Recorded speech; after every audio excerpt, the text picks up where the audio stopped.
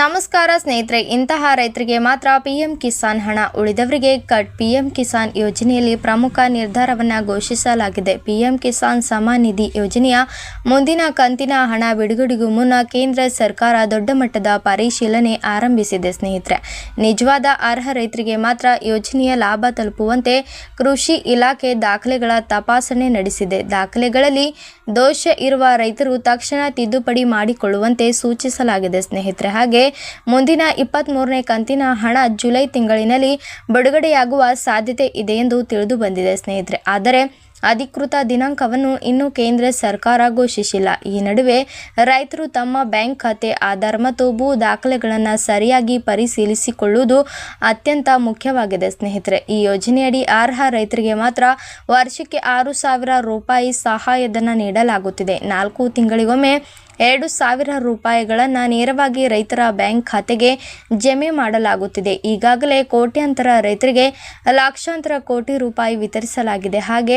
ಆದರೆ ಈ ಬಾರಿ ಹಲವು ರೈತರ ಖಾತೆಗಳಿಗೆ ಹಣ ಜಮೆಯಾಗದ ಸಾಧ್ಯತೆ ಇದೆ. ಕಾರಣ, ಈ KYC ಪೂರ್ಣಗೊಳಿಸುವುದು, ಬ್ಯಾಂಕ್ ಖಾತೆಗೆ ಮತ್ತು ಆಧಾರ್ ವಿವರಗಳಲ್ಲಿ ವ್ಯತ್ಯಾಸ, ತಪ್ಪಾದ ದಾಖಲೆಗಳು ಮತ್ತು ಅನರ್ಹ ಫಲಾನುಭವಿಗಳ ಪತ್ತೆ ಪ್ರಮುಖ ಕಾರಣಗಳಾಗಿವೆ. ಹಾಗೆ ಆದಾಯ ತೆರಿಗೆ ಪಾವತಿಸುವವರು ಅಥವಾ ತಿಂಗಳಿಗೆ 10,000 ರೂಪಾಯಿಗಿಂತ ಹೆಚ್ಚು ಪಿಂಚಣಿ ಪಡೆದವರು ಈ ಯೋಜನೆಗೆ ಅರ್ಹರಾಗಿರುವುದಿಲ್ಲ. ಇಂಥವರ ಅರ್ಜಿಗಳನ್ನು ಸರ್ಕಾರ ತಿರಸ್ಕರಿಸುತ್ತಿದೆ. ಜೊತೆಗೆ ಅರ್ಜಿಯಲ್ಲಿ ಸಣ್ಣ ತಪ್ಪಾದರೂ ಸಹ ಫಲಾನುಭವಿ ಪಟ್ಟಿಯಿಂದ ಹೆಸರು ಕೈ ತಪ್ಪುವ ಸಾಧ್ಯತೆ ಇರುತ್ತದೆ. ಸರ್ಕಾರದ ಪರಿಶೀಲನೆಯಲ್ಲಿ ಅನೇಕ ಭೂ ದಾಖಲೆ ದೋಷಗಳು ಕೂಡ ಬೆಳಕಿಗೆ ಬಂದಿವೆ. ಸ್ನೇಹಿತರೆ, ವಾರಸುದಾರರ ಹೆಸರಿನಲ್ಲಿ ಭೂಮಿ ಇದ್ದರೂ ಕೂಡ ಹಳೆಯ ಮಾಲೀಕ ಹೆಸರು ಇನ್ನೂ ದಾಖಲೆಗಳಲ್ಲಿ ಉಳಿದಿರುವ ಪ್ರಕರಣಗಳು ಪತ್ತೆಯಾಗಿವೆ. ಕೆಲವೆಡೆ ಒಂದೇ ಜಮೀನು ಸಂಖ್ಯೆಗೆ ಇಬ್ಬರ ಹೆಸರು ನೋಂದಾಯಿಸಿಕೊಳ್ಳುವುದರಿಂದ ಪಾವತಿ ಸ್ಥಗಿತಗೊಳ್ಳುವ ಸಾಧ್ಯತೆ ಇರುತ್ತದೆ. 2019ರ ಬಳಿಕ ಭೂಮಿ ಖರೀದಿಸಿದ ಕೆಲವು ರೈತರು